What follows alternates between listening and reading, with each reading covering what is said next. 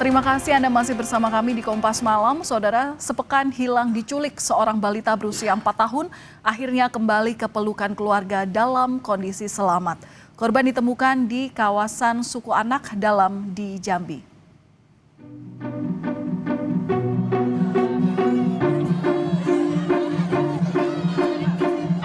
Tangis haru dan rasa syukur dirasakan orang tua balita yang berhasil diselamatkan dari penculikan. Sang putri akhirnya kembali ke pelukan dalam kondisi selamat setelah sepekan hilang. Korban ditemukan pada Sabtu 8 November 2025 di Kabupaten Merangin, Provinsi Jambi setelah hilang selama sepekan. Hasil pemeriksaan kesehatan, tak ada tanda kekerasan fisik maupun trauma psikologis pada korban. Ditemukan tadi malam dan bisa kembali ke Makassar pada hari ini. Ya. Dan tadi sudah dicek kesehatannya, alhamdulillah tidak ada tanda-tanda penganiayaan, ya, dan kondisinya juga baik. Secara psikologis juga sudah dicek, ya. Dari Bu Kadis juga sudah ngecek semuanya, alhamdulillah dalam kondisi yang sangat baik. Anaknya juga ceria, baru kita terima anaknya, ya. Jadi akan kami dalami pelaku-pelakunya, jaringannya, tindak pidananya. Korban dilaporkan hilang pada 2 November saat menemani sang ayah berolahraga di Taman Pakui Sayang, Kota Makassar, Sulawesi Selatan. Dalam rekaman CCTV, korban dibawa secara tergesa-gesa oleh seorang perempuan tak dikenal. Saat ini, para pelaku penculikan telah ditangkap dan tengah diperiksa di Polrestabes Makassar. Tim Liputan, Kompas TV. Terkait penyelidikan atas kasus penculikan seorang balita berusia 4 tahun ini, sudah bergabung bersama kami melalui sambungan Zoom ada Kapolrestabes Makassar, Kombes Arya Perdana. Selamat malam Pak Arya. Pak, ini kasusnya berangkat dari Makassar, tapi balita usia 4 tahun ini ditemukan di Jambi. Bagaimana akhirnya korban ini berhasil ditemukan? Iya, Mbak Valen. Jadi untuk kejadian sendiri memang sudah sekitar 1 minggu, 6 hari yang lalu. Dan anggota kami memantau pergerakan dari pelaku ini melalui saksi-saksi yang ada di lapangan, juga CCTV yang kami lihat.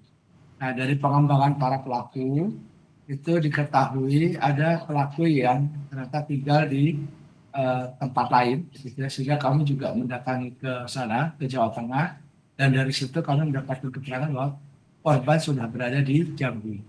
Nah, ketika berada di Jambi, kami berupaya juga untuk melakukan pelacakan, di mana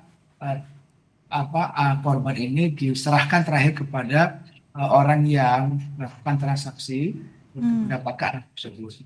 Sehingga dari situ kami berhasil menemukan anaknya di Jambi, di tengah pedalaman begitu, tengah hutan. Setelah itu kami bernegosiasi untuk bisa mengambil kembali anaknya dan bisa kembali lagi ke Makassar pada hari ini. Oke, dari peristiwa ini ada berapa pelaku yang terlibat Pak? Dan selama sepekan hilang, korban dibawa kemana saja? Untuk pelaku, besok kami akan rilis. Sampai saat ini kami masih melakukan pemeriksaan.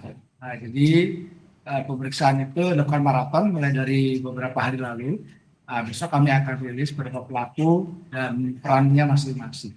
Oke, berarti bisa dibilang pelaku ini tidak hanya dari Makassar yang kemudian tadi di rekaman CCTV yang hanya menggeret korban begitu ya Pak? Berarti ada ada pelaku lainnya begitu yang kemudian membentuk sebuah jaringan untuk melakukan peristiwa ini? Nah, yang jelas memang pelakunya ada beberapa, ya, karena memang ini kan dilakukan dari satu tempat ke tempat lain. Jadi ada beberapa, dan ini masih kami lakukan pemeriksaan semua. Apakah pelaku ini bagian dari sindikat penculikan anak, Pak? Karena pelaku menjual melalui media sosial? Ya, memang diketahui ada pemesanan dari orang-orang tertentu untuk mendapatkan korban. Tapi memang ini semua masih kami dalami, Pak Valen. Ada pemeriksaan yang sedang kami lakukan. Insya Allah besok sudah bisa kami jelaskan semua ke khalayak umum untuk semua kegiatan mulai dari awal, kemana saja, dan pelakunya berapa orang, itu besok kami akan jelaskan semua. Oke, Pak, dari rekaman CCTV ini saat korban diculik ada 2 anak lain. Nah, bisa dikonfirmasi apakah kedua anak itu memiliki hubungan dengan pelaku dan apakah diduga juga merupakan korban penculikan? Kalau anak-anak itu yang ada pada CCTV itu ya tidak ada kaitan. Jadi ini bukan merupakan korban penculikan. Nah, memang tapi anak-anak itu ada di sana. Oke, Pak Tapi, ini pelaku sendiri masih kami dalami siapa. oh. Mungkin ada yang tahu anak tersebut. Oke, Pak ini juga menjadi imbauan kepada masyarakat sekitar. Tentu memang penjagaan, pengawasan itu adalah yang utama yang harus diterapkan oleh orang tua, termasuk juga orang-orang terdekat dari anak. Tapi kalau melihat modus operandinya, ini bagaimana peristiwa ini bisa terjadi? Apa yang biasanya dilakukan oleh pelaku penculikan anak seperti ini? Iya. Jadi pelaku penculikan anak ini tentu mereka mencari kesempatan untuk mendapatkan targetnya. Ya, jadi ketika ada anak-anak yang sendirian, ya, tidak diawasi oleh orang tuanya, kemudian mungkin ada niat ya dari si pelaku untuk melakukan penculikan, sehingga ini bisa dilakukan kemarin. Nah, kesempatan itu yang harusnya kita antisipasi supaya tidak terjadi kepada anak-anak yang lain.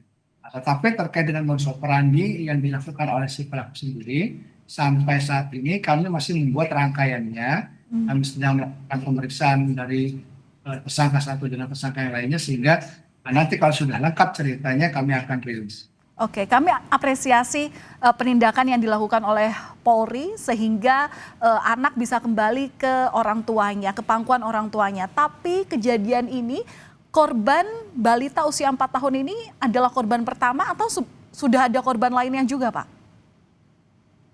Ya itu juga yang masih kami dalami dari terhadap pelaku ini. Berapa korban yang sudah pernah mereka ambil, gitu ya. Nanti dari hasil pemeriksaan akan kami sampaikan.